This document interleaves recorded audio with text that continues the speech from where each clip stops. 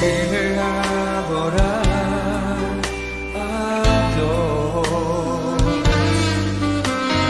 Vine a adorar a Dios.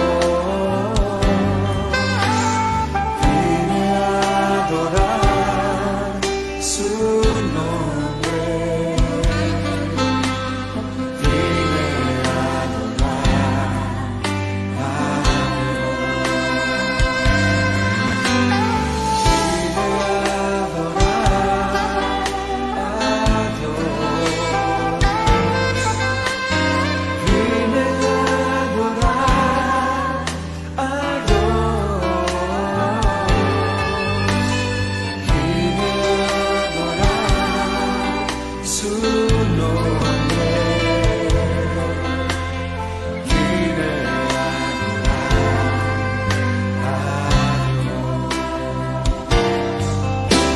Él vino a mi vida en un día muy especial, cambió mi corazón en un nuevo corazón, y esa es la razón por la que digo que vine a adorar a Dios. Él vino a mi vida en un día muy especial, cambió mi corazón en un nuevo corazón, y esa es la razón por la que digo que vine a adorar a Dios. Vine a adorar a Dios. Te amamos, Jesús.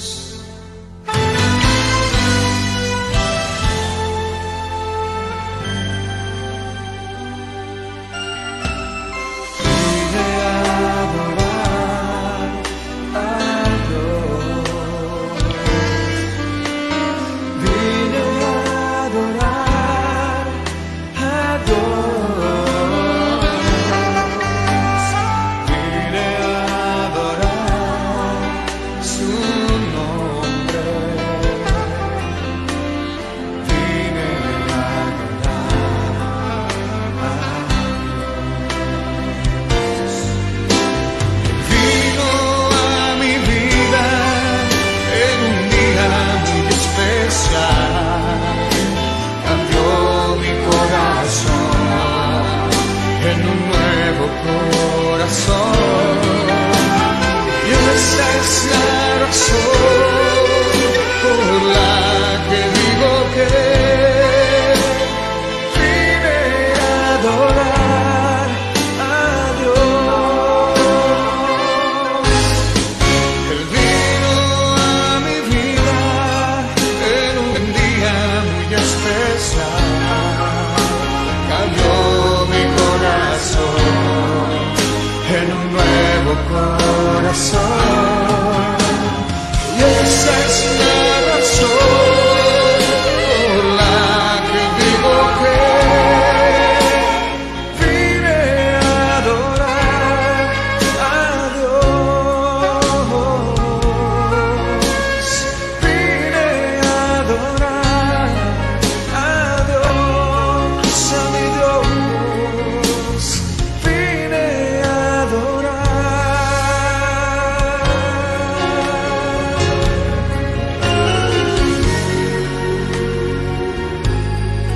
a mi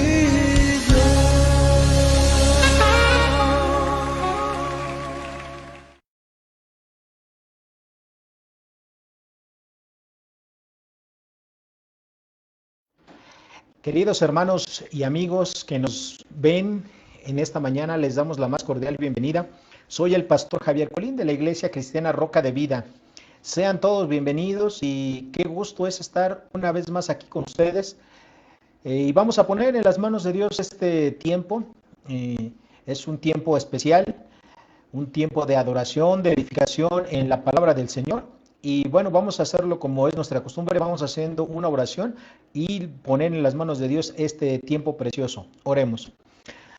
Dios nuestro, Padre eterno, de verdad, muchas gracias te damos en esta mañana porque tú eres bueno, Señor, porque permites que despertemos a un día más de vida.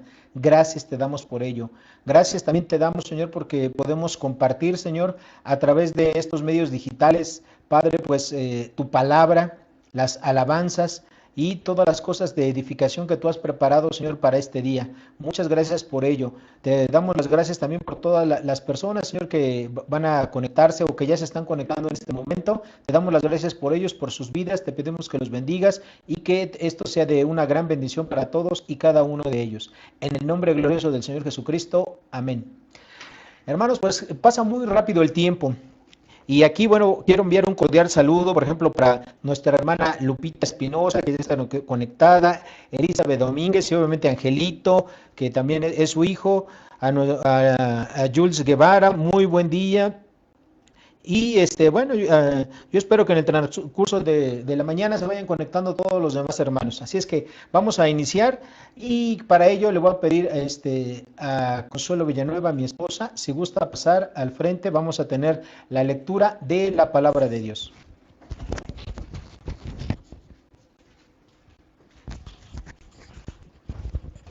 Buenos días, hermanos.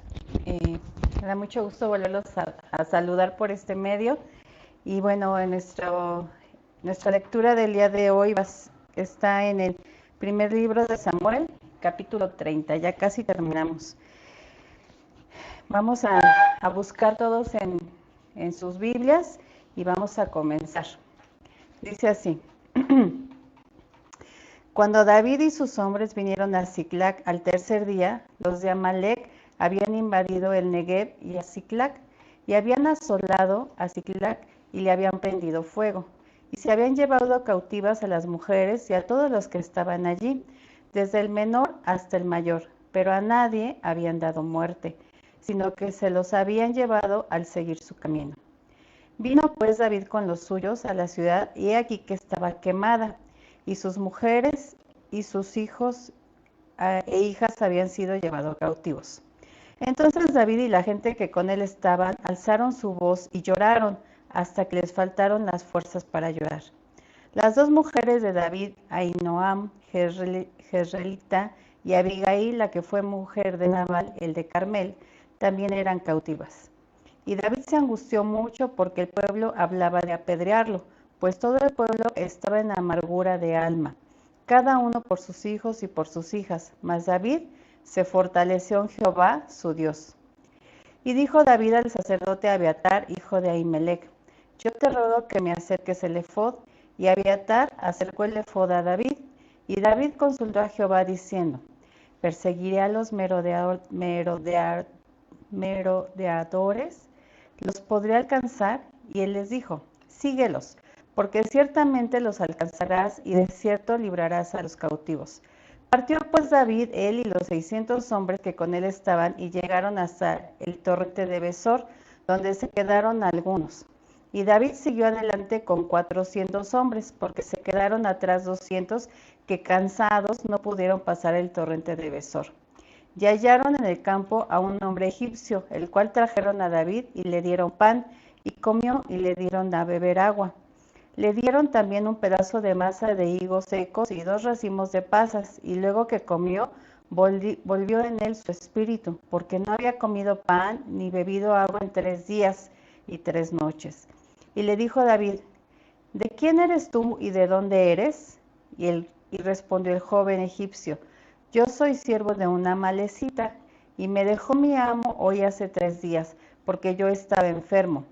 Pues hicimos una incursión a la parte del Negev, que es de los Ereteos, y de Judá, y al Negev de Caleb. Perdón. Ok. Y pusimos fuego a Siclag. Y le dijo David: ¿me llevarás a esta tropa? Y él dijo: júrame por Dios que no me matarás, ni me entregarás en mano de mi amo, y yo te llevaré a esa gente. Lo llevó pues, y aquí que estaban desparramados sobre toda aquella tierra, comiendo y bebiendo y haciendo fiesta, por todo aquel gran botín que habían tomado de la tierra de los filisteos y de la tierra de Judá. Y los hirió David desde aquella mañana hasta la tarde del día siguiente, y no escapó de ellos ninguno, sino 400 jóvenes que montaron sobre los camellos y huyeron. Y libró David todo lo que los amalecitas habían tomado, y asimismo libertó David a sus 2 mujeres, y no les faltó cosa alguna, chica ni grande, así de hijos como de hijas, del robo de todas las cosas que les habían tomado. Todo lo recuperó David. Tomó también David todas las ovejas y el ganado mayor, y trayéndolo todo delante decían: este es el botín de David. Y vino David a los 200 hombres que habían quedado cansados y no habían podido seguir a David, a los cuales habían hecho quedar en el torrente de Besor. Y ellos salieron a recibir a David y al pueblo que con él estaba. Y cuando David llegó a la gente, les saludó con paz. Entonces todos los malos y perversos que entre los que habían ido con David respondieron y dijeron: porque no fueron con nosotros, no les daremos del botín que hemos quitado, sino a cada uno su mujer y sus hijos, y que los tomen y se vayan. Y David dijo: no hagáis eso, hermanos míos, de lo que nos ha dado Jehová, ¿quién nos ha guardado y ha entregado en nuestra mano a los merodeadores que vinieron contra nosotros? Perdón, está muy difícil esa palabra. Y quien nos escuchara en este caso, porque conforme a la parte del que desciende a la batalla, así ha de ser la parte del que queda con el bagaje, les tocará parte igual. Desde aquel día en adelante fue esto por ley y ordenanza en Israel hasta hoy. Y cuando David llegó a Siclac, envió del botín a los ancianos de Judá, sus amigos, diciendo: he aquí un presente para vosotros del botín de los enemigos de Jehová. Los envió a los que estaban en Betel, en Ramot del Negev, en Jatir, en Aroer, en Sifmot, en Estemoa, en Racal, en las ciudades de Jerameel, en las ciudades del Ceneseo, en Orma, en Corazán, en Atac, en Hebrón, y en todos los lugares donde David había estado con sus hombres. Bueno, aquí vemos varios temas de los que hay en este capítulo, en el capítulo 30 de Samuel. De los versículos 1 al 5 vemos cómo los amalecitas atacan Siclac y llevan cautivos a todas las familias, incluyendo a las esposas de David. De los versículos 6 al 8, David consulta a Jehová. De los versículos 9 al 17, David derrota a los amalecitas. Y de los versículos 18 al 31, David libera a los cautivos y regresa a Siclac. Algunas de las enseñanzas que nosotros vemos aquí pues son directamente en cuanto a el comportamiento que David tuvo en estas circunstancias, en estas situaciones difíciles. Y es un reto para nosotros el ver cómo nosotros nos comportamos ante la adversidad. Vemos cómo David se fortaleció en Jehová, su Dios, en el versículo 6, ¿verdad? Después de que él recibió la noticia de que se habían llevado cautivo a su pueblo y que sus esposas también estaban ahí, pues dicen que lloraron, ¿verdad? Hasta que ya no pudieron más. Pero como aún en esta adversidad, él siempre se fortaleció en Dios, ¿verdad? Es un hombre que siempre buscó la fortaleza de Dios. También vemos cómo no nada más se quedó ahí en la fortaleza, sino fue una acción. Y la acción es que él consultó a Dios. Y pues es un reto para nosotros también el ver que en circunstancias a lo mejor adversas, en momentos difíciles, nosotros tenemos que consultar a Dios. ¿Qué hacer? ¿Cómo debo de pasar esta prueba? ¿Qué acciones necesito tomar? Y ese es un reto para nuestra vida, el nosotros imitar pues esta parte de David. Y bueno, la última enseñanza es cómo David mostró la gracia de Dios. Él, después de que regresan y van a repartir lo del botín, pues los hombres que lucharon y pelearon junto a él les dicen que los otros que se quedaron pues no merecían nada, ¿no? Más que les regresaran a sus familias. Y eso hubiera sido justo, eso hubiera estado bien porque era lo justo. Pero David no se quedó nada más en hacer lo justo, sino que mostró la gracia, que aunque los que se quedaron no merecían parte del botín, él estuvo dispuesto a dárselos. Y eso es lo que nos invita a nosotros mostrar la gracia de Dios. Y a estar siempre, no solamente haciendo la justicia, sino ir más allá, mostrando la gracia y el amor de Dios. Bueno, estas son algunas de las enseñanzas que pues encontramos en este primer libro de Samuel, capítulo 30. Y bueno, ahorita, hermanos, les voy a invitar a que me acompañen a el momento de oración. Vamos a estar orando por algunas necesidades que hay dentro de la iglesia y algunas, poner estas peticiones delante de Dios, y los invito a que me acompañen a orar, por favor.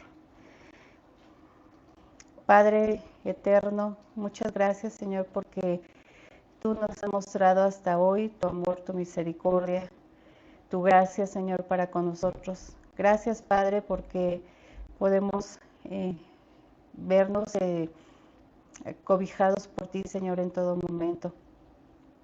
Y Padre, en esta mañana yo quiero poner delante de ti pues la vida de la familia Urbina, de Claudia, Sergio, Iván, sus otros hijos. Señor, para que tú les des consuelo, Señor, les des fortaleza en estos momentos que ellos están pasando de duelo. Te queremos rogar porque tú pues les animes, Señor. Sabemos que son momentos difíciles, pero también pues momentos de gozo, Señor, porque su hermano pues está ya en tu presencia y es el mejor lugar en donde podemos estar. También te queremos recordar a su mami, por la señora Carmen Cervantes, que está todavía delicada de salud. Queremos recordarte para que tú pues, le ayudes, Padre, fortalezca su cuerpo, Padre, su espíritu, para que ella pueda salir adelante, Señor, y utilice los medicamentos, las atenciones que están teniendo sus hijos con ella. Y rogamos, Señor, por toda la familia, para que tú les fortalezcas, por su papá, por sus hermanos, Señor. Queremos ponerlos en tus manos, rogándote para que tú pues des esa paz y ese consuelo que solamente viene de tu parte, Señor. Padre, también queremos poner en tus manos pues todos los enfermos de COVID. Señor, que rogamos, Padre, para que en tu misericordia, Señor, tú les lleves a poder tener esta sanidad, Padre, que se necesita. Rogándote, Señor, para que tú fortalezcas sus cuerpos. Te seguimos suplicando por nuestra hermana Estela Dionisio, para que tú la sigas fortaleciendo y ella pueda recuperarse, por su nieta Renata y Rodrigo, Señor, también para que y tú les levantes, Señor, les guardes de esta enfermedad, y a toda su familia que está con ella, Señor, guárdales, protégeles, Padre, y sobre todo, Señor, pues para que ellos puedan estar confiados en ti, Señor, fortalecidos en ti, Señor.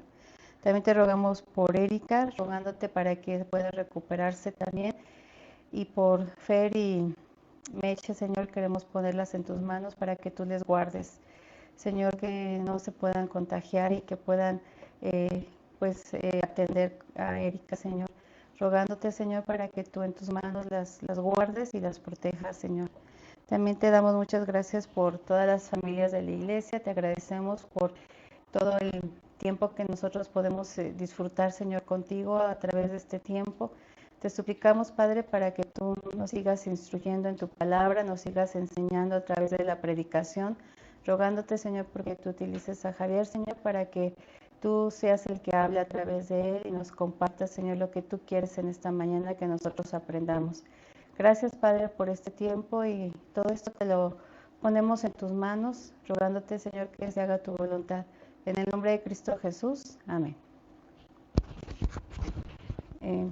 Hermanos, vamos a pasar ahorita un tiempo de alabanza y pues esperamos que todos puedan participar y que nos acompañen desde sus casas con estos cantos. Que Dios les bendiga.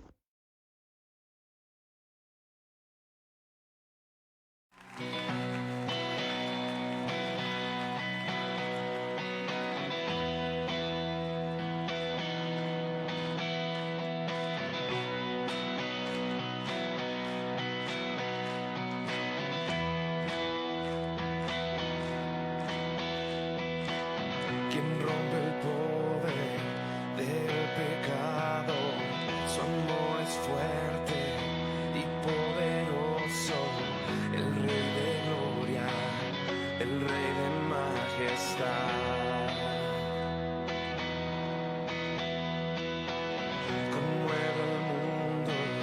con su estruendo y nos asombra con maravillas.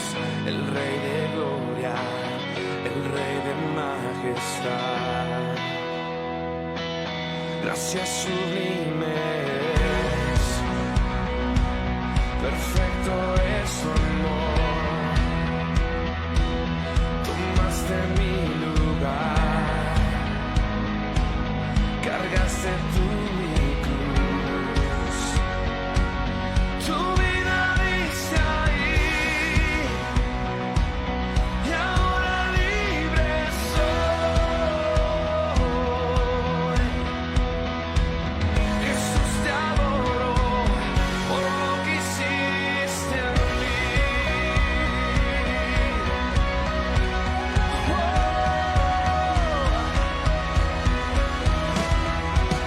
Pusiste en orden todo el caos, nos adoptaste como tus hijos. El Rey de gloria, el Rey de majestad.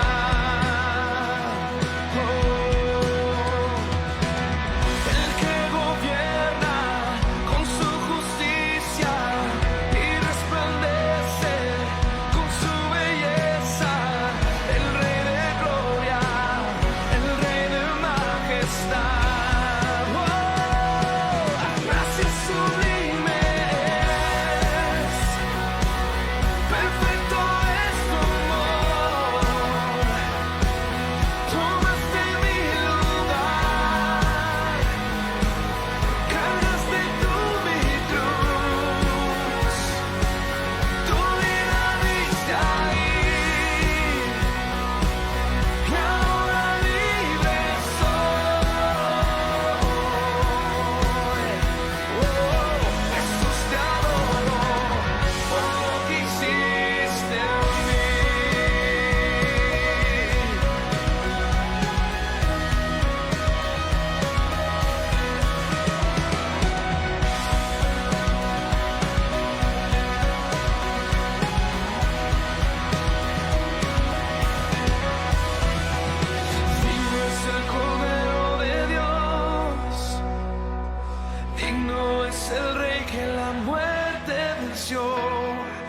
Digno es el Cordero de Dios, digno es el Rey que la muerte venció. Digno es el Cordero de Dios, digno es el Rey que la muerte venció. Digno es el Cordero de Dios, digno es el Rey que la muerte venció. Digno es el Cordero de Dios, digno, digno. Gracias sublimes, perfecto es tu amor. Tomaste mi lugar, cargaste tú mi cruz. Tu vida diste ahí y ahora libre soy. Jesús, te adoro por lo que hiciste en mí.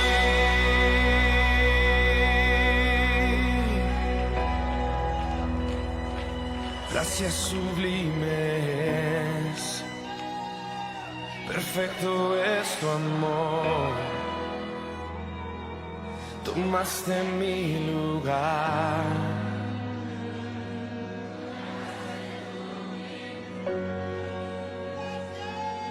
Tu vida diste ahí y ahora libre soy.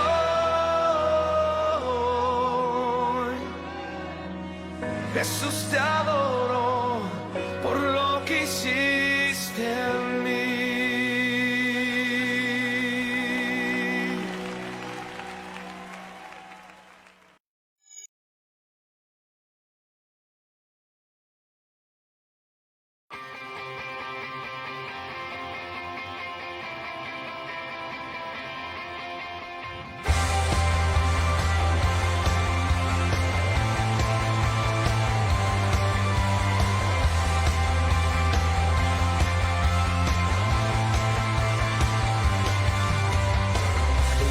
grande en la historia.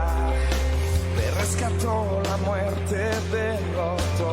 Cántelo, Cristo vive hoy. Hacia la cruz y la tumba, la vida eterna tú ganaste, Dios. Grítenlo que Cristo vive hoy, vive hoy. Oh, día feliz, lavaste mi maldad. Oh, día feliz, jamás seré igual. No, por siempre me cambió.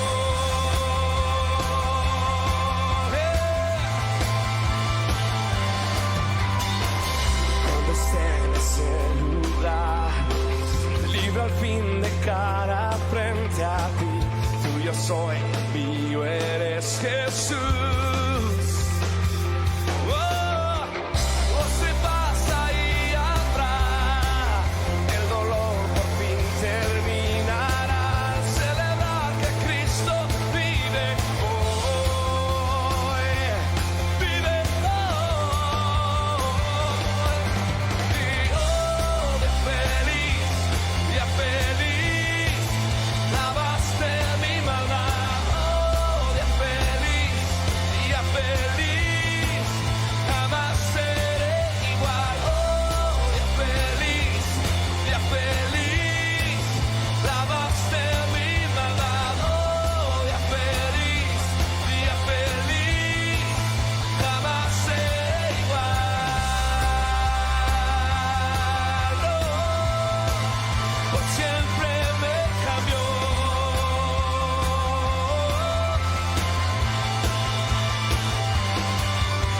Oh, qué glorioso día, qué gloriosa manera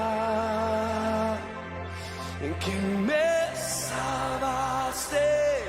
Y oh, qué glorioso día, qué glorioso nombre.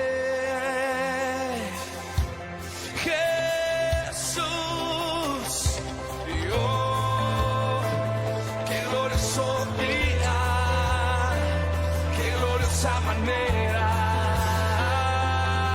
en que me salvaste.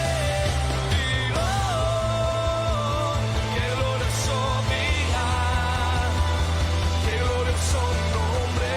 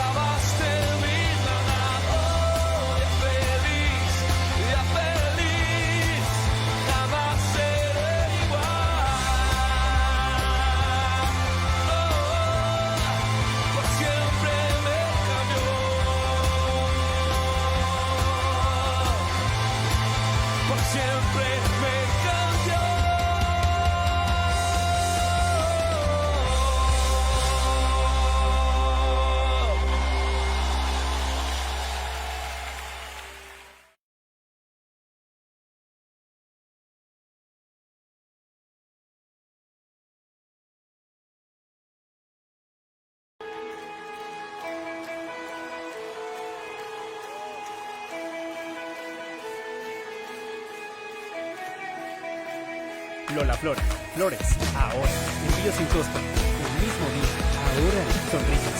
Lola Flora, compra ahora en lolaflora.com.mx.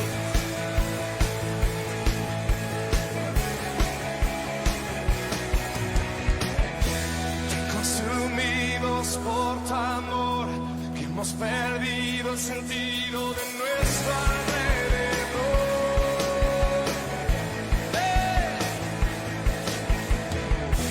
Ya nada nos puede deslumbrar, nada en este mundo se te puede comparar.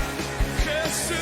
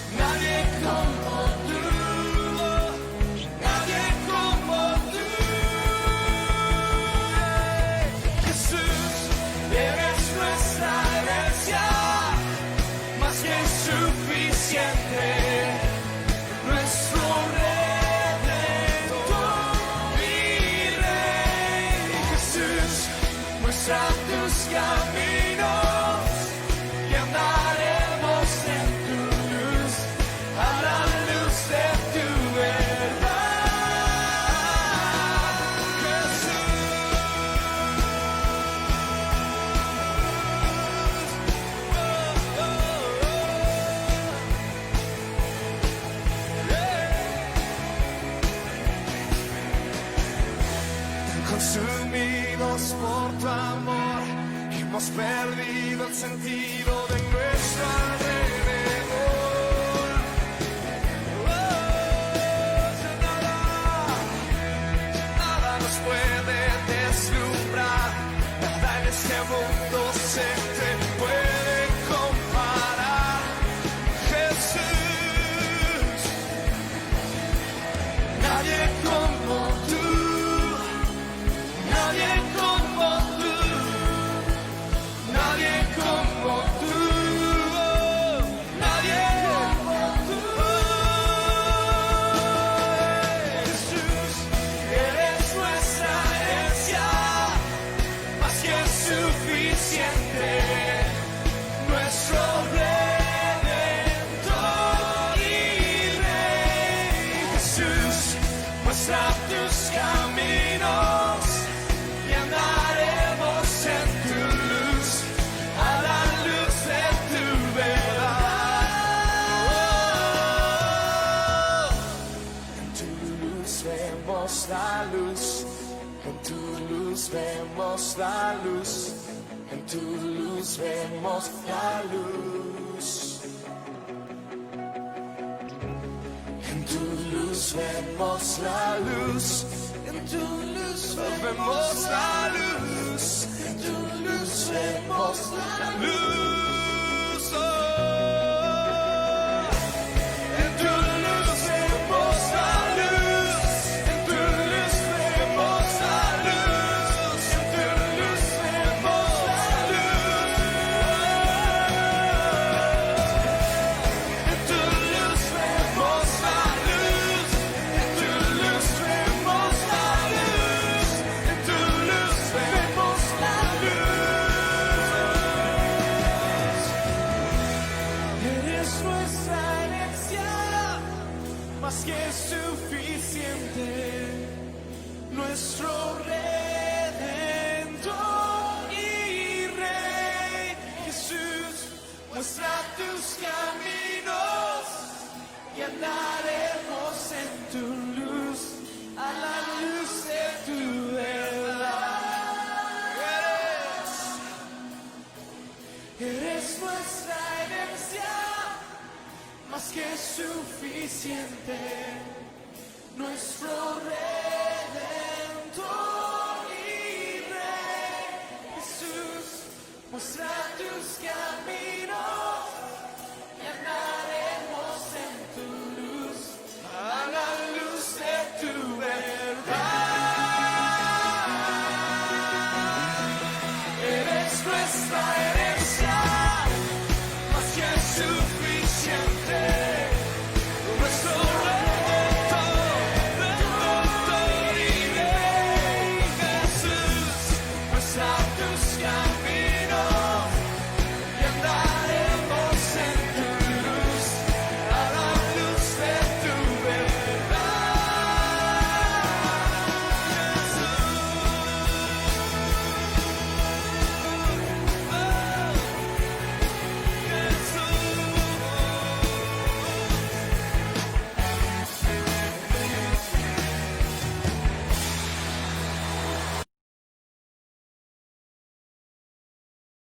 Muy bien, queridos hermanos, espero que hayan disfrutado de estas alabanzas que hemos entonado para Dios. Y bueno, ahora vamos a hacer algo importante.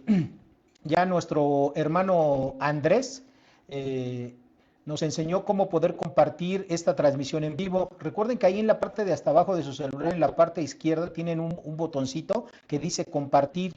Entonces ustedes nada más lo presionan y evidentemente después de que ustedes presionan, ahí les aparece un submenú con una serie de cosas. Ustedes lo pueden mandar como, por ejemplo, por WhatsApp si lo quieren hacer. Simplemente le dan ahí por WhatsApp, presionan WhatsApp y se van a su WhatsApp y ahí en su WhatsApp obviamente aparece la lista de personas. Nada más le dan pegar el enlace y listo. De esa manera lo estarían enviando, que creo que es lo más sencillo que todos podemos hacer. Así es que yo les invito a que lo compartan, este enlace.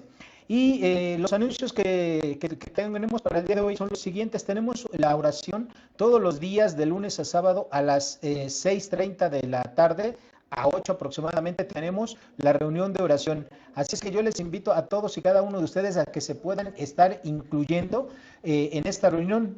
Si quieren participar, obviamente mándenme un mensaje, ahí está mi teléfono, es el 55 35 22 22 11 y con todo gusto los vamos a incluir.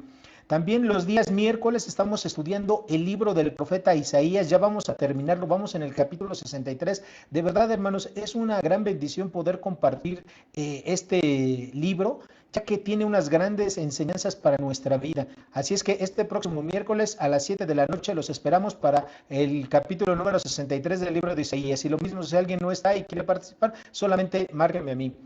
El próximo domingo 2 de agosto tenemos reunión de jóvenes a las 2 de la tarde. Por favor, comuníquense con nuestro hermano Iván Aguilar para que él les pueda pasar la liga. Estas reuniones son por Zoom y de verdad son muy edificantes. Así es que todos nuestros queridos hermanos jóvenes, por favor, dentro de 8 días está esta reunión de oración. Y recuerden realizar sus diezmos, sus ofrendas y a las cuentas que ustedes ya conocen. Seguramente en un ratito más el hermano Emilio las pondrá ahí en el grupo también.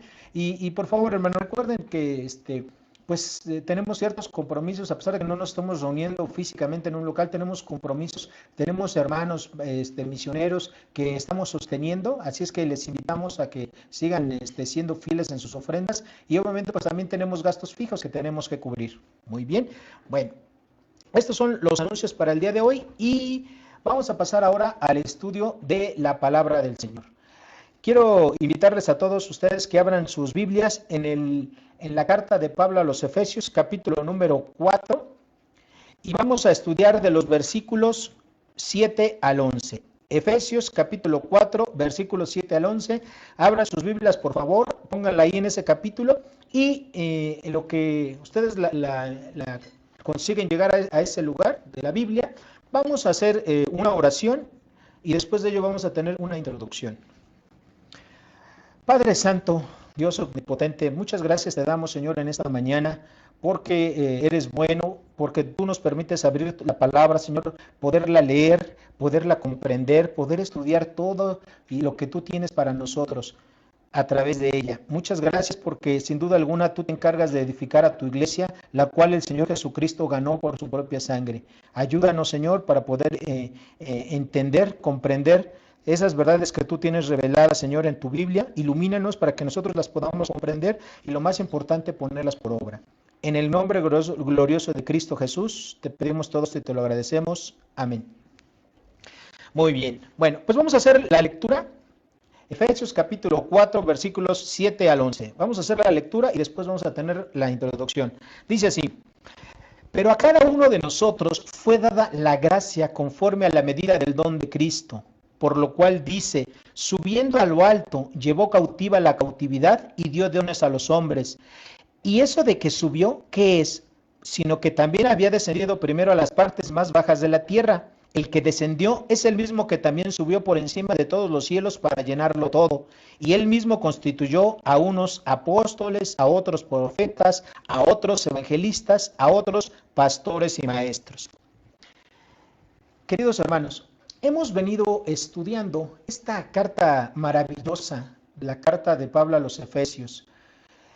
En los primeros capítulos hemos estudiado que Dios eligió a las personas para salvación aún antes de la fundación del mundo. Y eso, mis queridos hermanos, es la bendición más grande que una persona pueda disfrutar, la salvación eterna de su alma.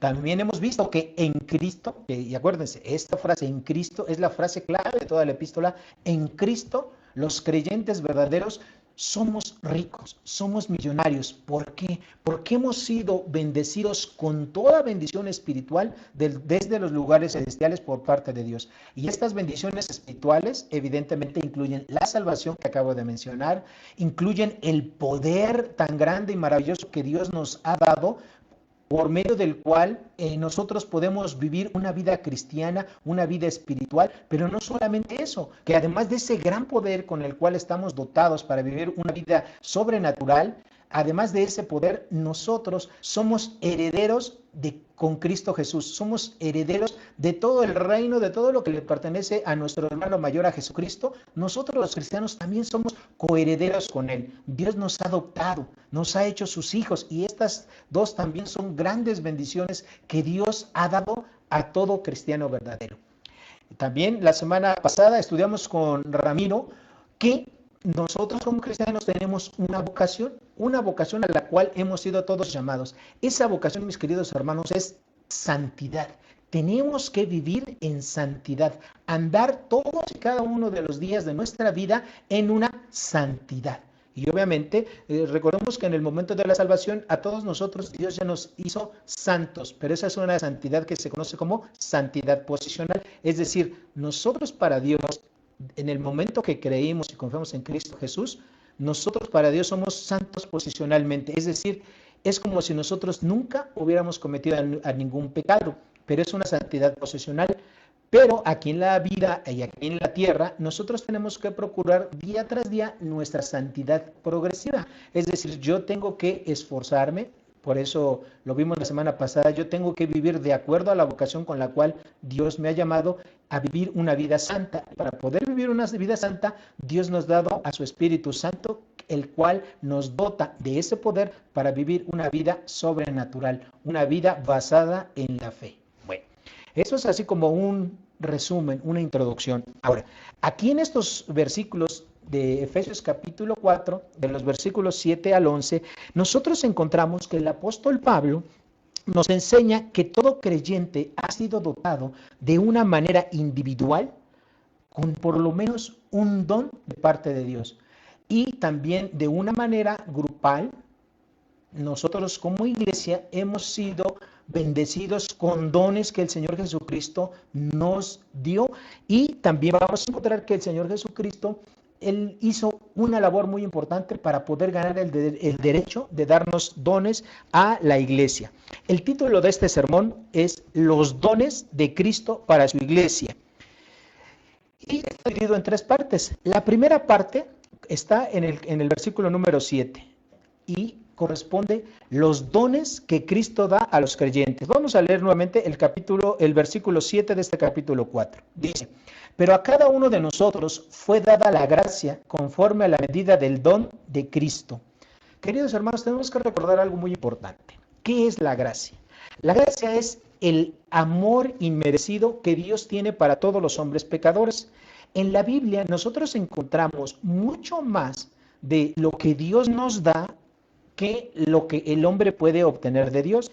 De hecho, es imposible que los hombres podamos obtener la gracia de Dios. La gracia solamente Dios nos la da por su infinito amor, por su infinita benevolencia hacia nosotros. No necesitamos para recibir la gracia de Dios nosotros hacer absolutamente nada. De hecho, creo que esta es una de las cosas que más se contraponen a la mentalidad del hombre. El hombre quiere por su propia naturaleza ganarse las cosas, ser merecedor de algo. Y por eso, para conseguir la salvación, el hombre se mete a diferentes religiones, el hombre trata de ser bueno, trata de portarse bien, trata de hacer buenas obras, etc. Pero todo eso no sirve para alcanzar la salvación. La salvación es únicamente por la gracia de Dios. Y esa gracia de Dios utiliza un vehículo o un instrumento, y ese instrumento se llama la fe. Pero la fe no es la que salva es la gracia de Dios. La fe viene a ser más o menos como lo siguiente. Por ejemplo, si usted va a comer una rica sopa preparada por su esposa ahí en casa, usted para poder comer la sopa necesita algo, necesita una herramienta. Esta herramienta se llama cuchara. En este caso, la fe es así. Para que usted pueda recibir la salvación de Dios, usted necesita la fe, y la fe es el vehículo o la herramienta por medio de la cual Dios va a obrar su gracia salvadora y su gracia en todas sus formas en la vida suya. Ahora, lo que Dios da a los hombres depende 100% de Él, no de lo que los hombres podamos hacer para obtenerlo. Ahora, la gracia tiene una dimensión muy importante. La gracia es la dádiva más grande que una persona pueda recibir. ¿Por qué? Porque Dios, antes de darnos cualquier bendición, lo que usted quiera, una bendición de salud, una bendición material, una bendición espiritual, antes de que usted reciba cualquier cosa, Dios hizo lo más importante. Dios se dio a sí mismo por nosotros. Dios se dio primeramente a sí mismo por todos los hombres. Y esa es la bendición más grande que un ser humano pueda recibir. Y esta verdad es una verdad incomprensible. Es la verdad que es más incomprensible en todo el universo. Cómo Dios, un Dios santo, un Dios justo, un Dios perfecto, un Dios soberano de todo el universo, se dio a sí mismo para salvar a una humanidad pecadora, a una humanidad caída, a una humanidad que no merecía ese sacrificio. Aquí en este primer versículo, en el capítulo 4, versículo 7, encontramos una explicación de Pablo. Pablo deja claro que los creyentes en Cristo hemos sido beneficiados con la gracia que nos fue dada, es decir, está hablando en tiempo pasado. Un creyente verdadero ya ha sido merecedor de la gracia, ¿ok? Y eso lo dice de una forma en tiempo pasado. A cada uno de nosotros fue dada, ¿verdad? Dada la gracia. Es decir, el amor inmerecido de Dios ya nos lo dio para nuestra salvación. Pero esa gracia no solo nos salva, sino que esa misma gracia de Dios nos capacita. Y en este sentido, Pablo nos dice a todos los creyentes que esa gracia es de una manera no solamente inmerecida, sino de una manera gratuita. El término gracia, que aquí se traduce en este versículo 7, es la palabra charis. Y esta palabra alude a algo que se da sin ningún costo, algo que es gratuito. Para recibir la gracia de Dios, ni usted, ni yo, ni ningún ser humano tiene que hacer nada. Eso es lo que está enseñando este versículo. Y para ello tenemos varios ejemplos. Vamos a Mateo capítulo 10, versículo 8. Mateo capítulo 10, versículo 8, que dice así lo siguiente.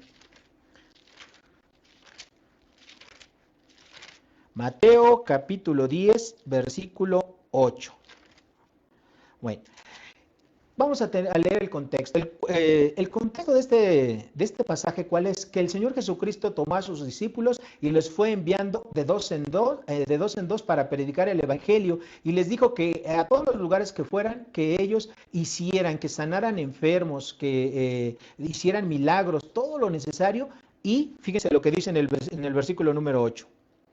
Vamos a leer desde el versículo 6, versículo 5. Dice: a estos 12 envió Jesús y les dio instrucciones diciendo: por camino de gentiles no vayáis, y en ciudades samaritanos no entréis, sino id antes a las ovejas perdidas de Israel, y yendo predicad diciendo: el reino de los cielos se ha acercado, sanad enfermos, limpiad leprosos, resucitad muertos, echad fuera demonios, de gracia recibisteis, dad de gracias.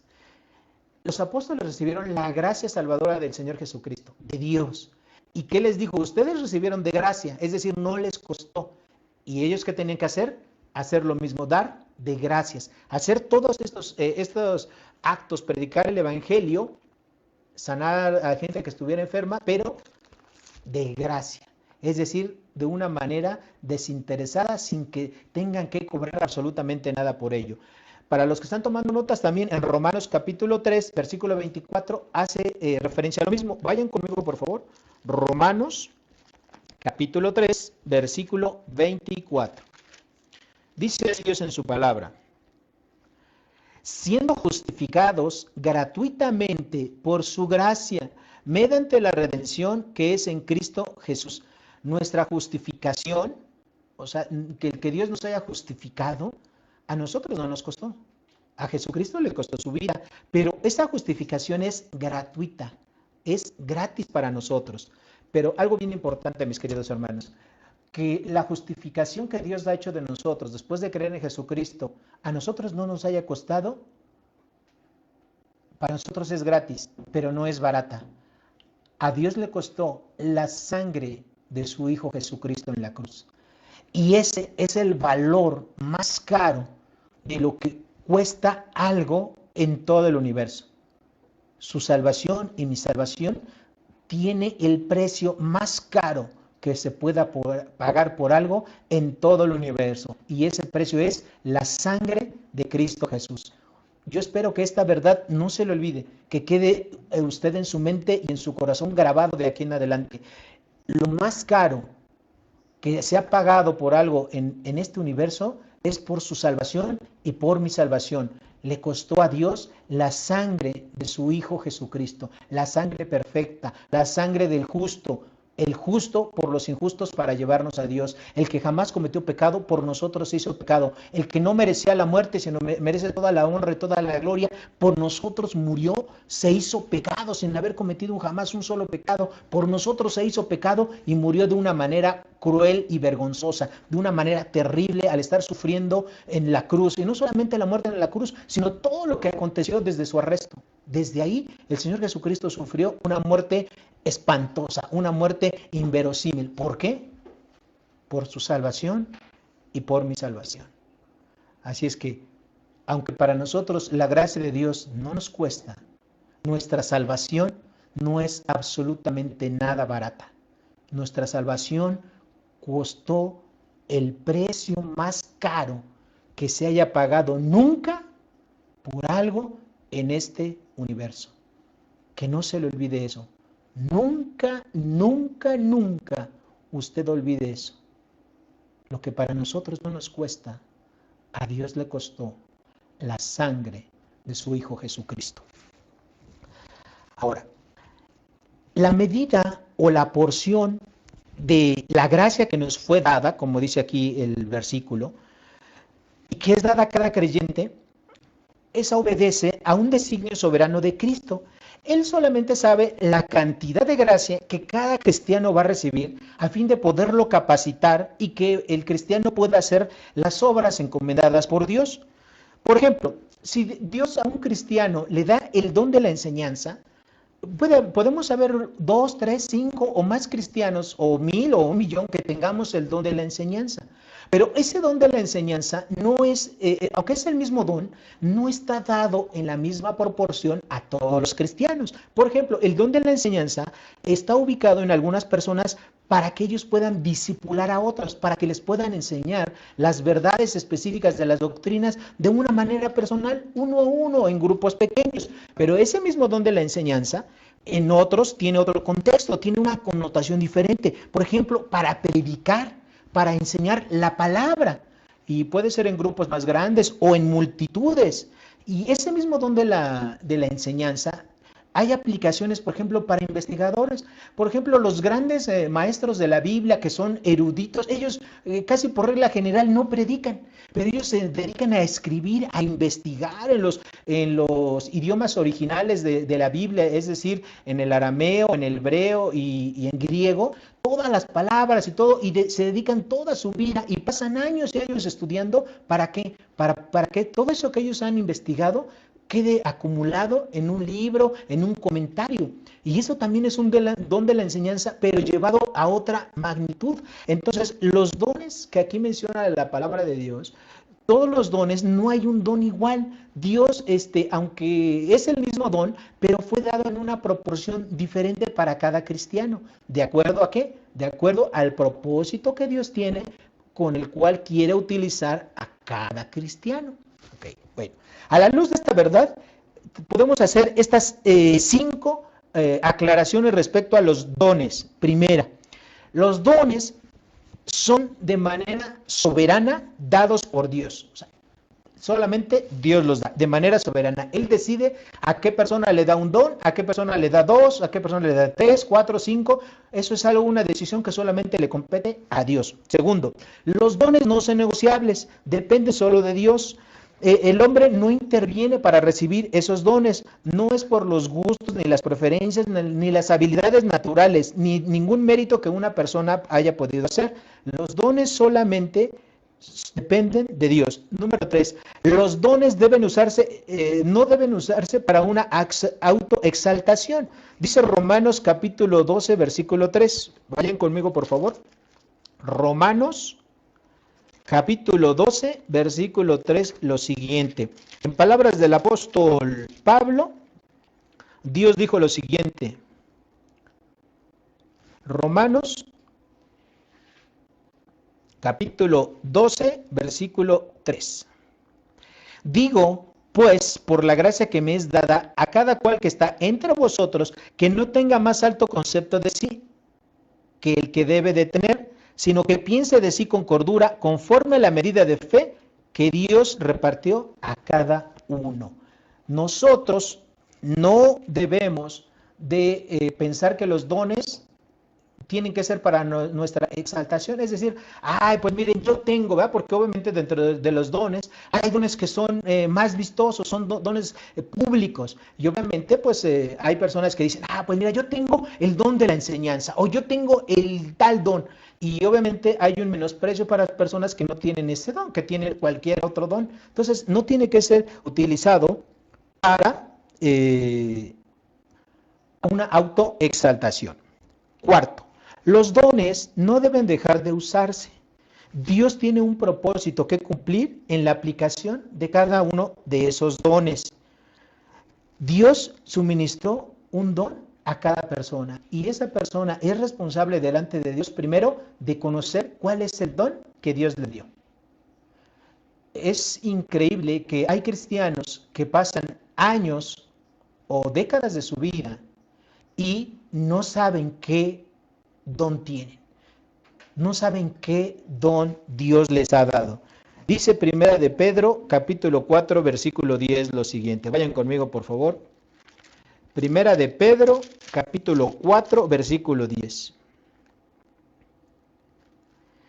Cada uno, según el don que ha recibido, ministrelo, es decir, administrelo a los otros, como buenos administradores de la multiforme gracia de Dios. ¿Ok? Tenemos que administrarlo.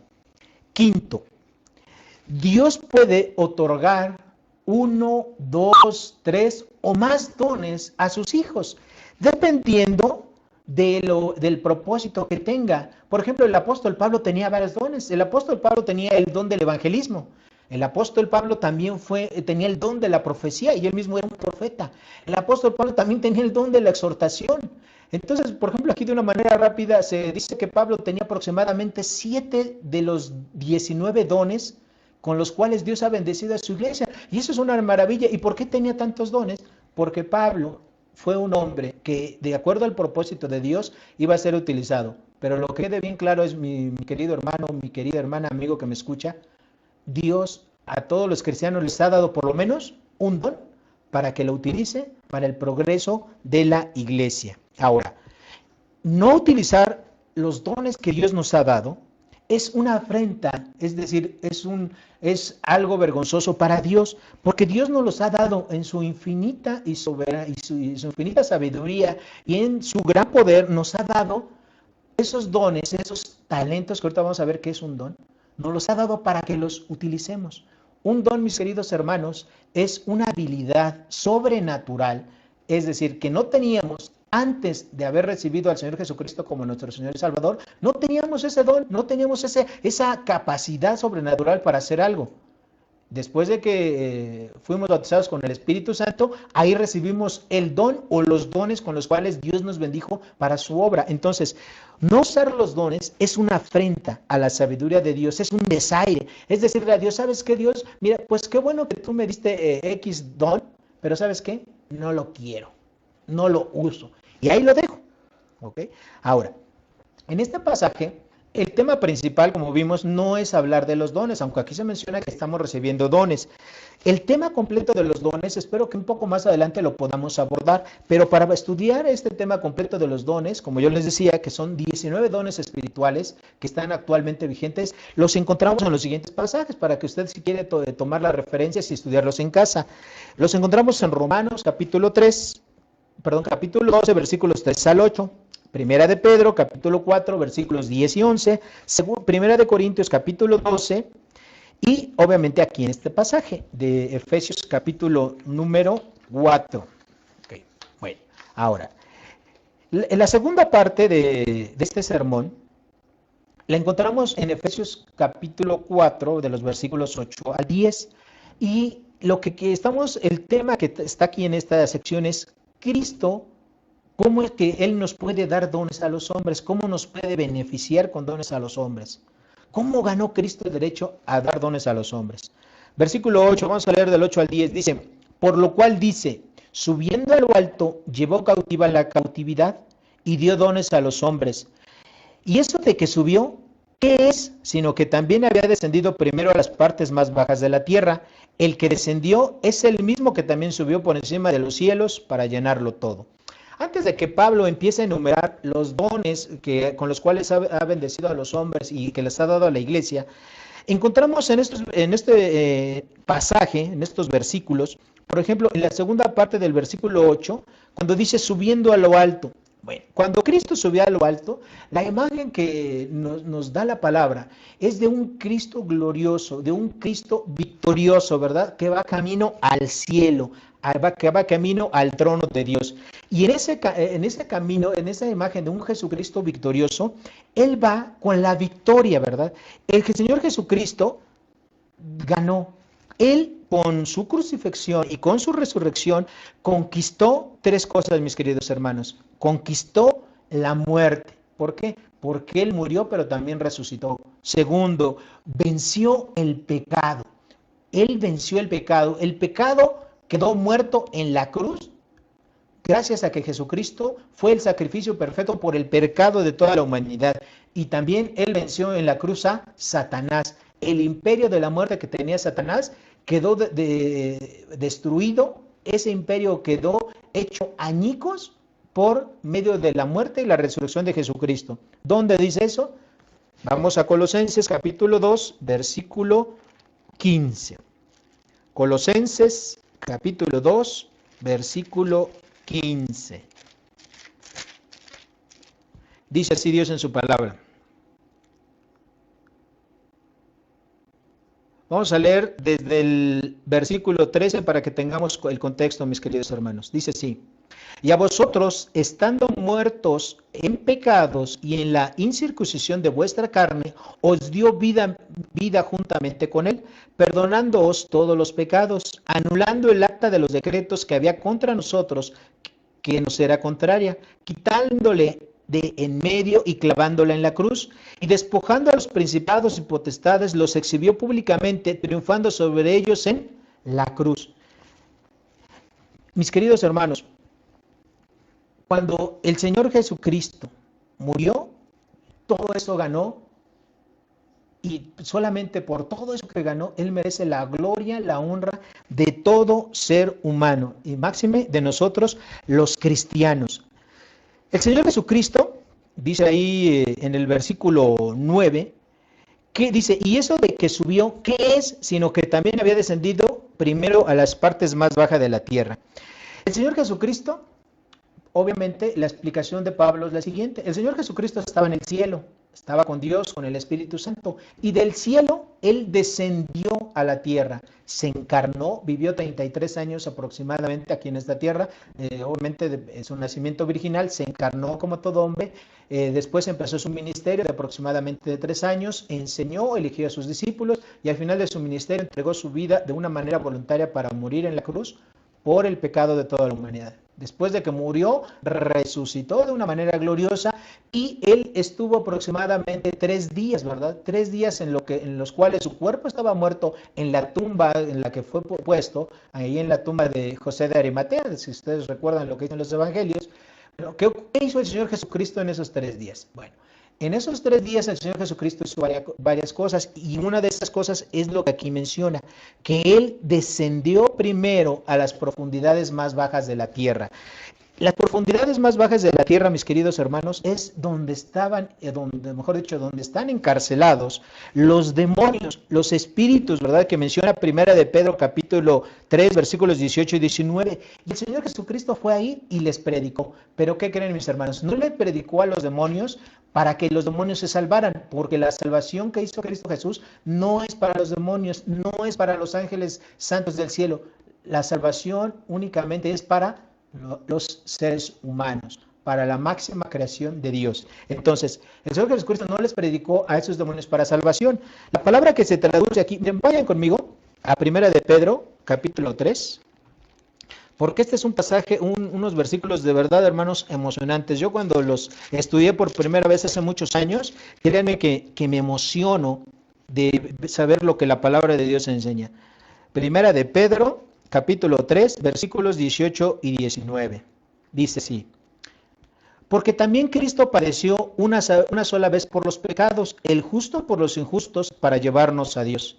Siendo a la verdad muerto en la carne, pero vivificado en espíritu, en el cual también fue y predicó a los espíritus encarcelados, los que en otro tiempo desobedecieron, cuando una vez esperaba la paciencia de Dios en los días de Noé, mientras que se preparaba el arca, en la cual pocas personas, es decir, 8, fueron salvadas por la muerte que iban a tener en el agua. Entonces, esos demonios, ¿verdad?, que pecaron allá en tiempo de Noé, esos demonios que se habían tomado forma de hombres y habían tenido relaciones con mujeres, con personas humanas, y los espíritus, recordemos que ellos son de otra naturaleza, están ahí, ¿verdad?, en esas profundidades encarceladas. Bueno, el Señor Jesucristo fue a esas profundidades y les predicó. No les predicó para que se salvaran, porque la palabra que aquí se traduce como predicar, o mejor dicho, predicó, es la palabra keruso, que quiere decir proclamar algo. Es decir, les fue a decir: yo he vencido, he muerto en la cruz, estoy resucitado, voy a resucitar, quiero decir, y se ha consumado la obra de la redención, de la salvación para el hombre, y ustedes no tienen parte en ella. Eso fue lo que el Señor Jesucristo les fue a predicar a estos demonios. Y el Señor Jesucristo salió. Después de estar ahí en los lugares más bajos de la tierra, el Señor Jesucristo, de regreso, estuvo aquí en la atmósfera. Y recordemos algo: ¿quién es el que gobierna esta atmósfera? ¿Es Satanás? A Satanás dice la Escritura que es el príncipe de la potestad del aire. ¿Y qué hizo el Señor Jesucristo cuando estaba aquí? El Señor Jesucristo también dijo, ¿verdad?, aquí a los demonios y a Satanás: he triunfado con mi muerte y con mi futura resurrección, he ganado la salvación de todos los hombres. Y después de ello resucitó y luego finalmente ascendió al cielo. Eso es lo que hizo el Señor Jesucristo. Ahora, algunas personas interpretan este pasaje de aquí de Efesios como que la cautividad que se llevó el Señor Jesucristo se refería a lo que se conocía en el Antiguo Testamento como el seno de Abraham. No voy a leer todo el pasaje porque es muy extenso, pero en Lucas capítulo 16, versículos 22 y 23, y en Lucas 23, 43, encontramos la historia y que es una historia real, por cierto. Encontramos la historia de Lázaro y el rico. Cuando Lázaro y el rico murió, ahí estaban los dos muertos, pero no estaban juntos.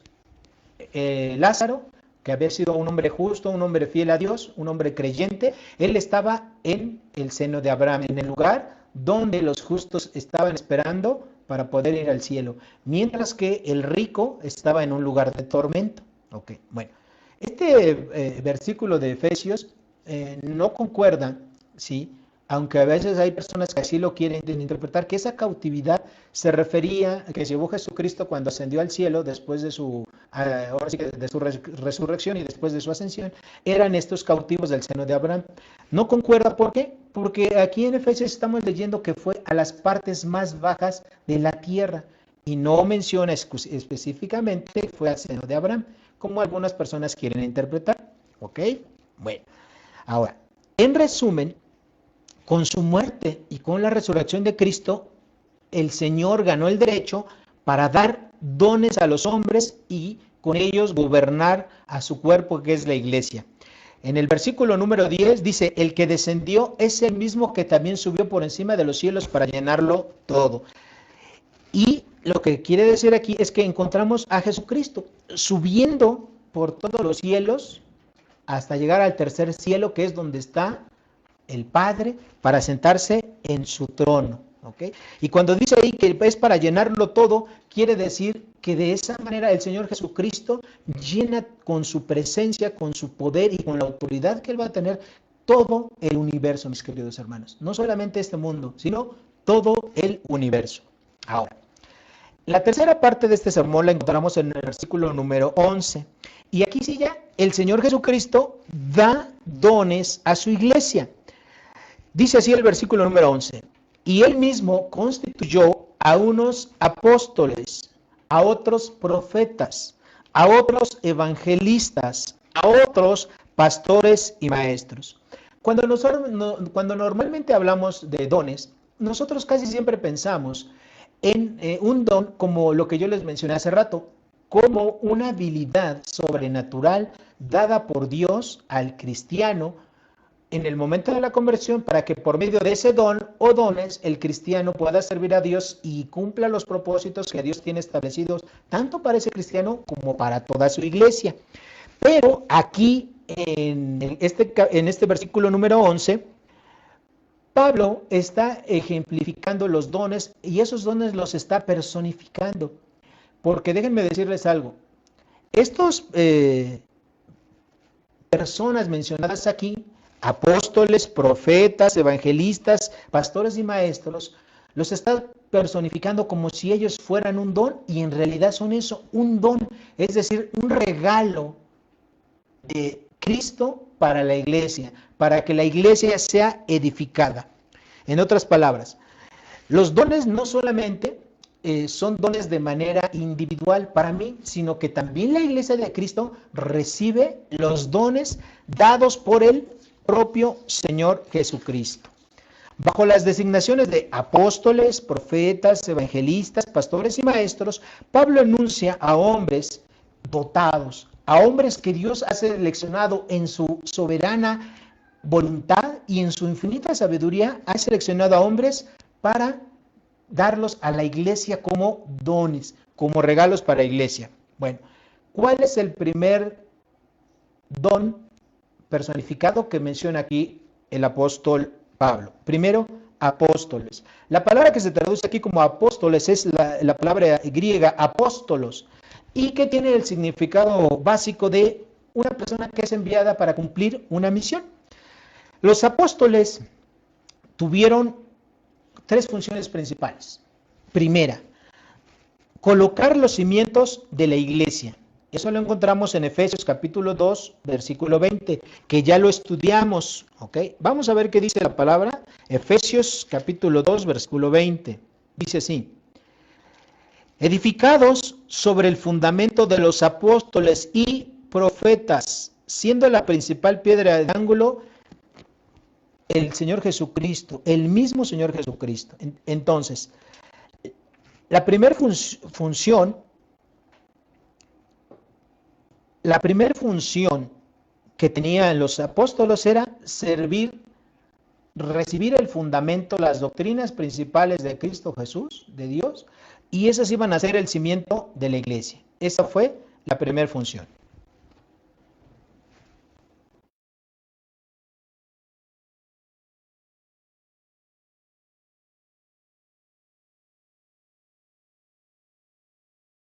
Recibir y declarar la revelación de la palabra de Dios.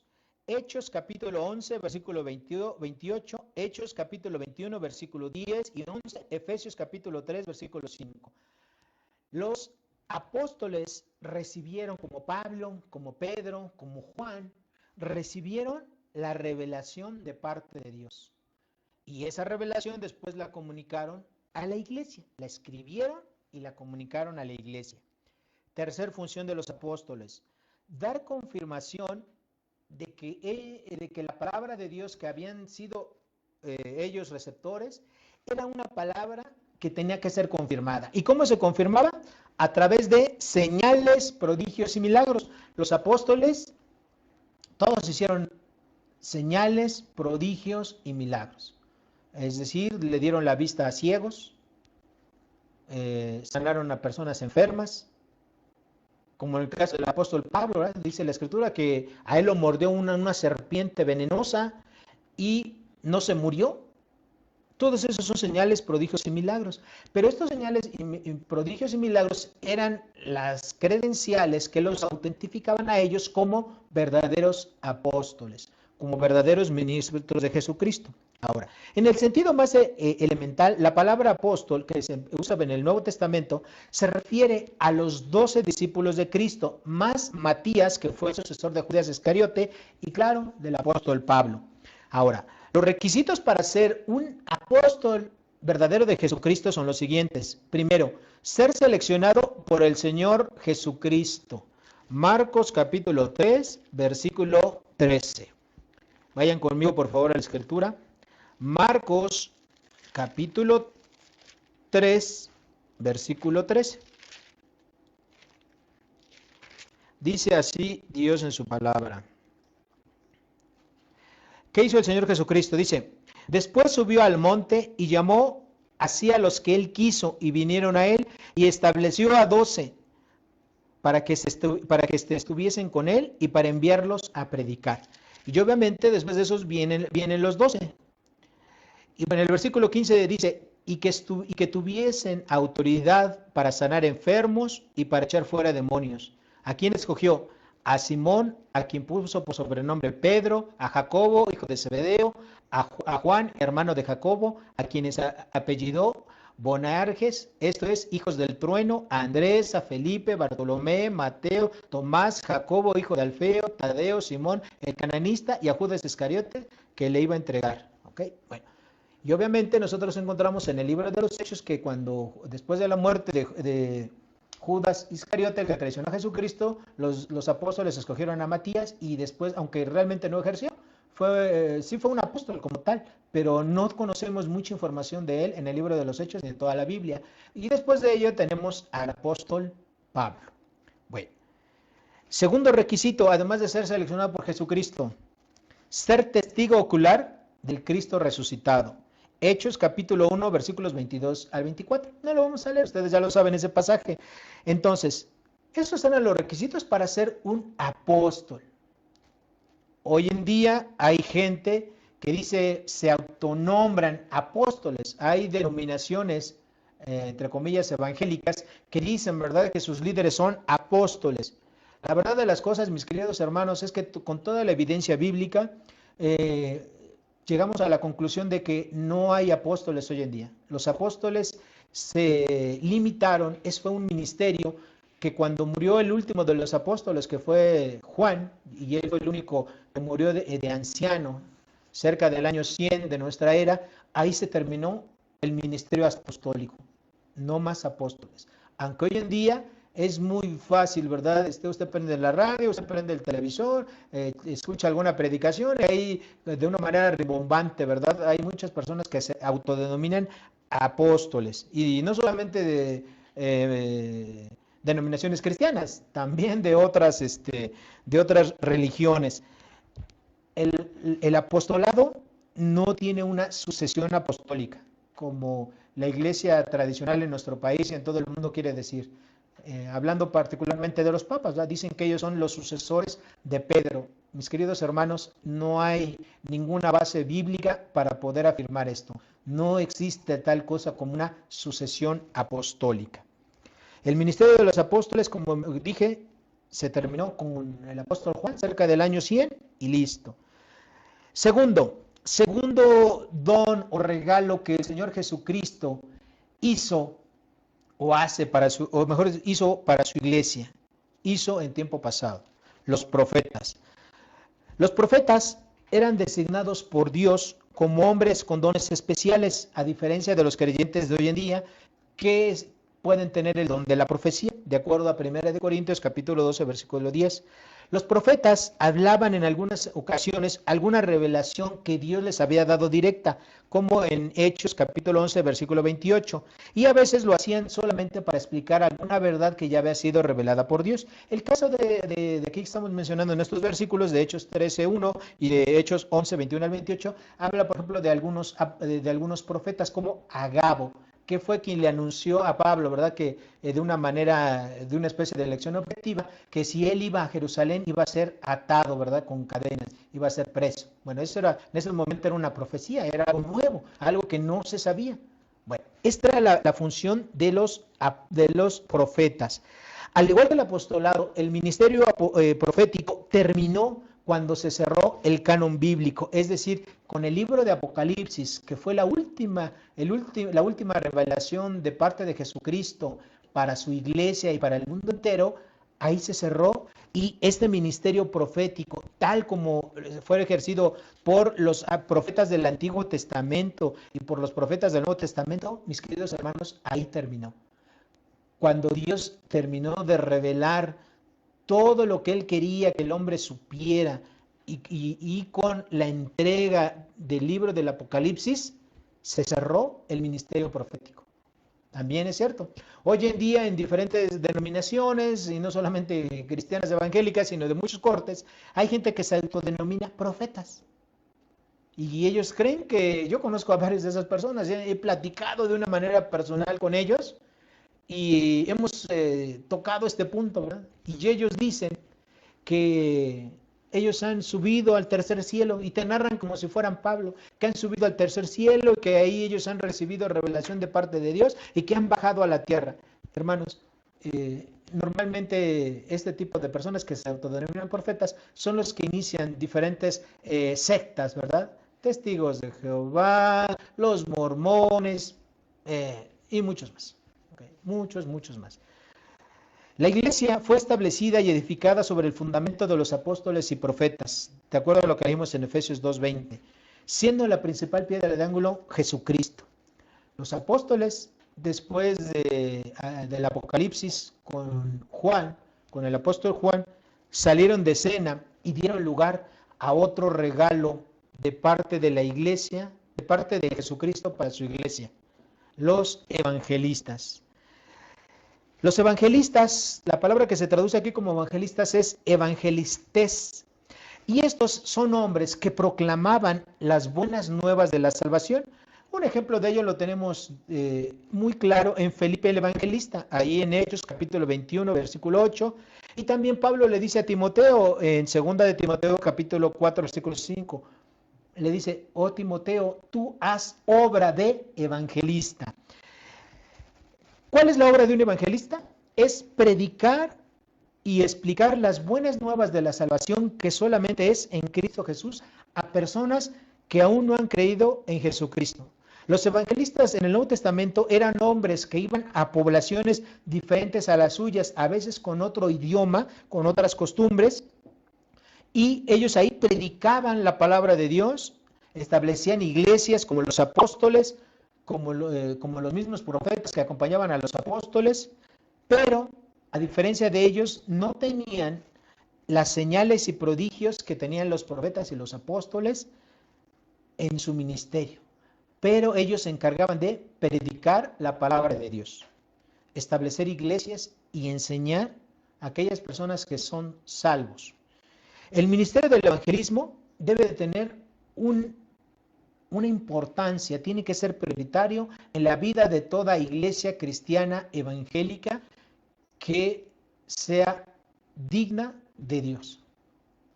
Los cristianos, para poder ser dignos delante de Dios, necesitamos también predicar el evangelio a toda la criatura, como dice Marcos. No podemos agradar a Dios, mis queridos hermanos, mis queridos amigos, ustedes que me escuchan, si nosotros no estamos haciendo esta labor de evangelista como Pablo le encargó a Timoteo, como Jesucristo le encargó a sus apóstoles y como nosotros, los pastores, les encargamos a todos y cada uno de ustedes. Pero no solamente lo tenemos que encargar, nosotros también tenemos que hacerlo. Nosotros como pastores, como líderes, tenemos que poner el ejemplo y predicar a toda criatura la palabra del Señor. Usted no puede agradar a Dios, usted no puede estar siendo obediente a Dios si no está predicando la palabra del Señor. El cuarto regalo que Jesucristo hace para su iglesia constituyen los pastores y maestros. La palabra que se traduce como pastor es la palabra poimen, y esta palabra es la palabra que normalmente se utilizaba a un pastor normal. Sí, a un pastor que tenía sus ovejas, ¿verdad? Que tenía el cuidado. Podrían ser propias las ovejas o podrían ser de otra persona más, pero que el pastor lo contrataban para que las cuidara. En la palabra pastor, es decir, poimen, hace referencia al cuidado, protección y liderazgo que Dios ha puesto en esa persona para que ella esté al cuidado de un grupo de personas. Es un apacentador de ovejas o de personas. Por otra parte, la palabra maestro es la palabra didaskaloi y tiene que ver con la función principal de un pastor. La función principal de un pastor, mis queridos hermanos, es la enseñanza. La enseñanza es la función principal de un pastor.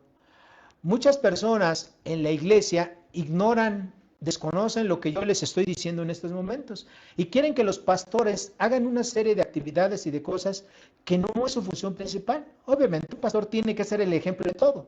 Tiene que servir, ¿verdad? Puede acomodar sillas, puede barrer la iglesia, puede ir y visitar a un enfermo, puede ir y llamarle a una persona que tiene una necesidad. O sea, el pastor puede y debe de hacer eso. Pero ¿qué creen, mis queridos hermanos? Esa no es la función principal de un pastor. La función principal de un pastor es la predicación, la enseñanza de la palabra, la oración. Estas son sus dos funciones principales. Predicar el evangelio para edificar el cuerpo de Cristo y predicar el evangelio a las personas que no son creyentes para salvación. Eso es lo principal que tiene que hacer un pastor. Evidentemente él tiene que hacer todo, ¿verdad? Tiene que hacer muchas cosas dentro de la iglesia y ser ejemplo a la grey en todo. Pero él, por lo que Dios le va a pedir principalmente cuentas a un pastor, es por la enseñanza que él dé y por el tiempo de oración que él destine para estar orando por todas y cada una de las ovejas que Dios ha puesto bajo su cuidado. Esas son las tareas principales de un pastor, mis queridos hermanos.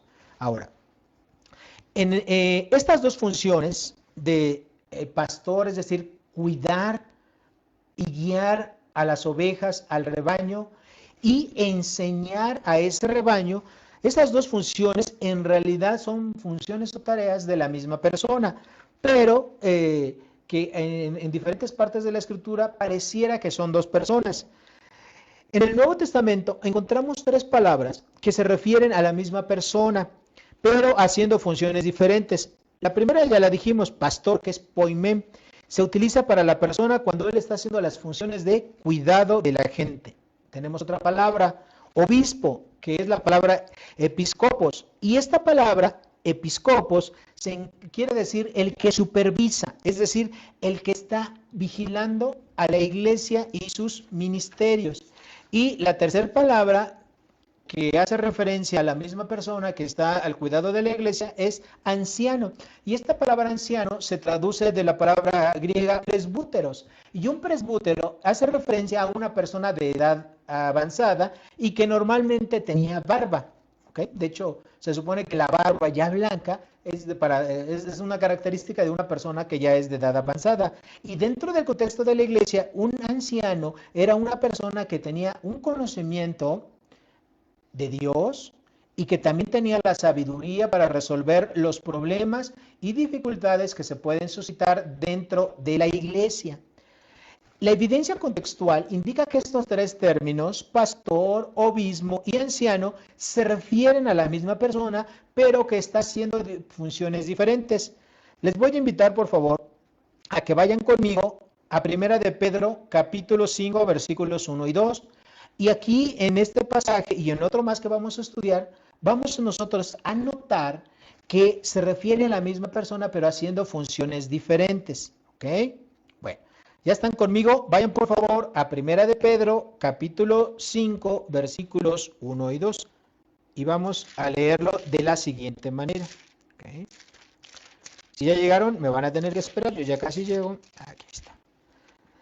1 de Pedro, capítulo 5, versículos 1 y 2. Dice así Dios en su palabra. Ruego a los ancianos que están entre vosotros, yo anciano también con ellos, y testigo de los padecimientos de Cristo, que soy también partícipe de la gloria que será revelada. Apacentad la grey de Dios que está entre vosotros, cuidando de ella, no por fuerza, sino voluntariamente, no por ganancia deshonesta, sino con ánimo pronto. Bueno, a ver, ahora lo vamos a leer de la siguiente manera, mis queridos hermanos. Fíjense bien. En el versículo 1 dice, ruego a los, la palabra que aquí se traduce como ancianos es presbúteros, ¿ok? Entonces dice aquí, ruego a los presbúteros, primera palabra que es para mencionar la función que hacen.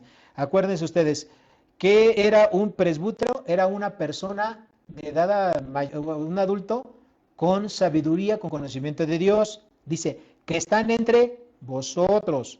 Yo también presbútero, también con ellos, y testigos de los padecimientos de Cristo. que soy también participante de la gloria que será revelada. Apacentad, fíjense, esta palabra que se dice aquí, apacentad, quiere decir poimanoino. Y esta palabra viene precisamente de poimain, es decir, de pastor, ¿ok? Dice, de la grey de Dios que está entre vosotros, cuidando de ella. La palabra que se traduce como cuidando es episcopeo, que yo les dije que de ahí viene la palabra obispo, que quiere decir supervisar, no por fuerza, sino con ánimo pronto. Entonces, en estos dos versículos, mis queridos hermanos, Pablo les está hablando a los ancianos, de ahí, ¿verdad? Y obviamente está refiriendo a los líderes, a los encargados de cuidar, y les dice que ellos tienen que apacentar, es decir, pastorear, y tienen que supervisar. Pero esto no es el único parte de la escritura donde encontramos refiriéndose a la misma persona con tres palabras diferentes. También la encontramos en el libro de los Hechos, capítulo 20, de los versículos 17 al 28. Para no leer todos el pasaje, mis queridos hermanos, les voy a hacer un resumen y luego nada más nos vamos a ir a leer el versículo clave, que es el 28, para entender esta porción. Bueno, Pablo sabía que él iba a ir a Jerusalén, y sabía, porque ya le había sido revelado por Agabo, que él iba a estar allá en Jerusalén, que iba a padecer, que él iba a ser encarcelado. Pablo ya lo sabía. ¿Qué hace en Hechos capítulo 20? Junta a todos los ancianos de las diferentes iglesias de Éfeso, ¿y qué les dice? Dice así, Hechos capítulo 20, versículo 28. Vamos a leerlo. Nada más déjenme llegar, por favor. Ok.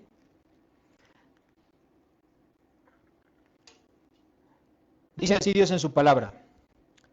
Por tanto, mirad por vosotros y por todo el rebaño que el Espíritu Santo os ha puesto por obispos, para apacentar la iglesia del Señor, la cual Él ganó por su propia sangre. Bueno, eso dice en nuestra traducción en castellano. Si nosotros lo estuviéramos, vamos a sustituir, igual lo que hicimos con Primera de Pedro, capítulo 5, 1 y 2, vamos a sustituir las palabras con las palabras griegas, para ver si es cierto lo que yo les estoy diciendo, que la Biblia utiliza tres palabras diferentes para referirse a la misma persona. Dice así, Hechos capítulo 20, versículo 28. Por tanto, mirad por vosotros y por todo el rebaño que el Espíritu Santo os ha puesto por obispos. La palabra que se traduce aquí es por episcopos, para apacentar, es decir, para poimaino. ¿Ok? Eso es lo que quiere decir poimaino, apacentad. La iglesia del Señor, la cual Él ganó por su propia sangre. ¿Ok? Y obviamente, cuando nosotros leemos que Pablo juntó a los ancianos, en los versículos previos, la palabra que se traduce como ancianos, dijimos que es la palabra presbúteros. ¿Ok? Entonces, en resumen, la palabra anciano alude a la persona de cierta edad dentro de la iglesia de Cristo, pero no solamente que sea de una edad mayor, sino que es una persona que tiene conocimiento y sabiduría. Obispo alude a la función de supervisar y pastor alude a su carácter y a su actitud, es decir, al cuidado y al amor que un pastor debe de tener por sus ovejas, por las personas que están bajo su cuidado. Los tres títulos se aplican por igual a los líderes de la iglesia. Ahora, ustedes me pueden preguntar, bueno, Javier, ¿y cuál sería el adecuado, cuál es el mejor? La respuesta es los tres. ¿Por qué? Porque obviamente estamos hablando de lo mismo, de la misma persona haciendo tres funciones diferentes. En algunas denominaciones, por ejemplo, en las denominaciones presbiterianas, ellos utilizan preferentemente la palabra anciano. Las iglesias de cortes bautistas utilizamos la palabra pastor.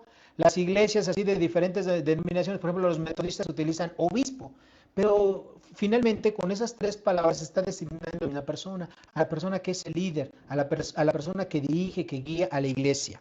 Ahora, estas tres personas, y que como aquí lo vemos, cuando dice ahí pastor maestro, en realidad esas dos palabras, pastor y maestro, en el original no hay, es ahí, ¿ok? Ahí en el original griego.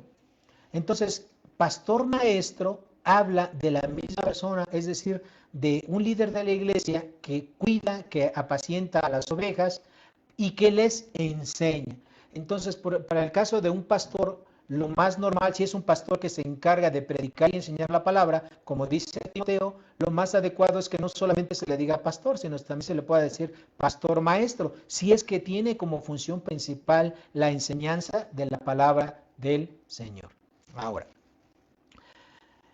el Señor Jesucristo, sin que nosotros lo merezcamos, nos salvó por medio de su gracia salvadora. Nos eligió antes de la fundación del mundo para salvarnos, para adoptarnos como hijos suyos, para ser coherederos de Cristo. Nos bendijo con toda bendición espiritual, que obviamente incluye la salvación en los lugares celestiales. Nos bendijo con ese gran poder a través del Espíritu Santo para vivir una vida sobrenatural, una vida inigualable, porque nosotros por nuestras propias fuerzas no podemos vivir la vida santa que Dios quiere. Y nos ha dado una vocación. Y esa vocación es que vivamos de una manera santa. Por eso nos ha capacitado. Y no solamente nos ha capacitado con su Espíritu Santo, sino que además de ello nos ha dado dones. Dones de manera individual, que son 19 dones que estudiaremos en otra predicación, 19 dones espirituales, para que nosotros estemos capacitados a fin de hacer la obra del ministerio y cumplamos los propósitos que Dios tiene para nuestra propia vida y para la vida de la iglesia en general. Y Él, en su infinita gracia, también ha dado personas, hombres dotados, hombres que este mundo no merece, los ha regalado a la iglesia de Cristo, en las personas de apóstoles, profetas, que muchos de ellos, mejor todos, padecieron sufrimientos, tormentos, murieron de maneras muy crueles, por estar siguiendo y obedeciendo a Cristo Jesús. Personas del cuales dice la Escritura que el mundo no es digno. Y después de esos apóstoles y profetas, le siguieron los evangelistas, que siguen siendo un regalo, una bendición para cada iglesia. Cada iglesia debería de tener 1, 2, 3, 5 evangelistas para que estudien predicando la palabra de Dios. Y también Cristo bendice a su iglesia con pastores y maestros para poder edificarlos, para que hagan la obra del ministerio. Usted y yo tenemos que darle gracias a Dios por todos esos grandes hombres que a lo largo de la historia han sido utilizados por Dios para bendecirlos. Muchos de ellos no los conocemos. Otros los conocemos porque están en la Biblia o porque tenemos sus biografías escritas en algunos libros. Pero usted y yo hemos sido bendecidos con pastores, con maestros, con evangelistas. Tenemos que bendecir a Dios por esos regalos que ha dado a su iglesia, por esos regalos que Dios ha dado para nuestra edificación. Y estar siempre agradecidos a Dios por ello. Conclusión. Todos tenemos dones en Cristo, tanto individuales como dones que Dios ha dado a la iglesia, en personas dotadas, capacitadas de una manera sobrenatural por el Espíritu Santo para hacer la obra del ministerio. Si alguna vez existió, y eso lo tenemos que recordar siempre, si alguna vez existió un maestro excelente fue Cristo. Si alguna vez existió un guía perfecto fue Cristo. Si alguna vez hubo una administración devoto fue Cristo. Si alguna vez hubo un servidor excepcional ha sido Cristo, que nos sirvió hasta el punto de entregar su vida por nosotros. Si alguna vez hay un ejemplo perfecto de algo, es nuestro Señor Jesucristo, que nos bendijo con toda bendición espiritual en los lugares celestes y también aquí en la tierra, y que nos capacita no solamente con poder sobrenatural del Espíritu Santo, sino también con dones para que nosotros podamos servir. Queridos hermanos, utilicemos nuestros dones. No avergoncemos a Dios. No le hagamos a Dios avergonzarse de nosotros por no estar utilizando esos regalos maravillosos que Dios nos ha dado en los dones a todos y cada uno de nosotros. Oremos. Bendito Dios y Padre Celestial, gracias de verdad te damos, gracias por lo que tú enseñas en tu palabra, gracias porque la dejas para nuestra enseñanza. Y Dios, no queremos ser hijos rebeldes, no queremos ser hijos desagradecidos, Señor, hijos que menosprecien los regalos, Padre, que tú nos has dado, tanto de manera individual a cada uno de nosotros, como de manera corporativa, Señor, a tu iglesia, a través de la vida de pastores, de profetas, de evangelistas, de apóstoles, Señor. Gracias por la vida de todos ellos, Padre, y te decimos que estamos agradecidos y por favor, ayúdanos, Padre, a poder poner por obra, a conocer en qué consiste el don, ese regalo tan maravilloso con el cual tú me has capacitado para que yo te pueda servir. En el nombre glorioso de Cristo Jesús, te pedimos todo esto y te lo agradecemos. Amén. Muy bien, mis queridos hermanos, pues yo espero que este sermón haya sido de bendición para todos y cada uno de ustedes, para todos los hermanos que nos están viendo y escuchando en México y en otros países. De verdad que Dios les bendiga ricamente y bueno, nos vamos a despedir con una alabanza y después de esa alabanza nuestro servicio está concluido. Hermanos, que Dios les bendiga, la bendición de Dios sea con todos y cada uno de ustedes y que Dios devuelva la salud a esos hermanos que están padeciendo ahorita por alguna enfermedad. En el nombre de Jesús, hasta luego.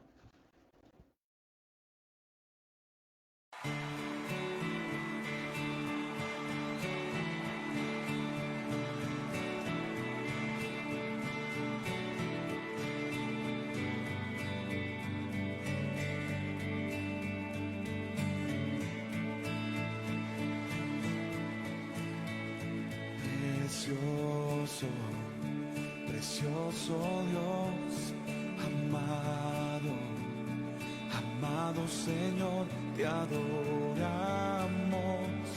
Rey de verdad, exaltamos, Príncipe de paz, hermoso, hermoso Jesús, tus ojos llenos de amor, tu vida diste en la cruz, moriste pensando en mí.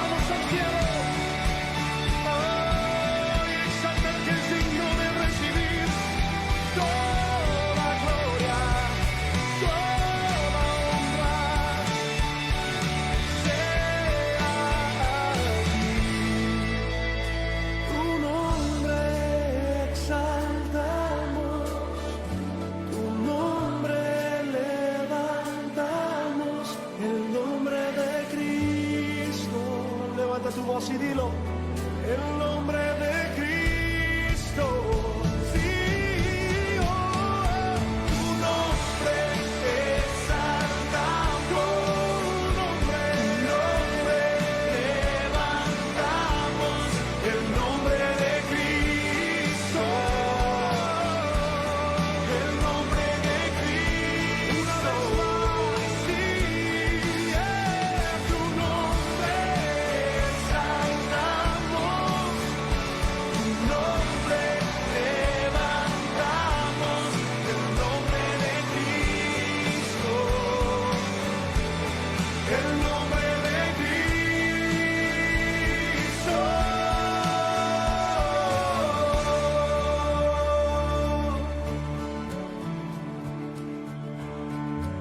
Levantamos tu nombre.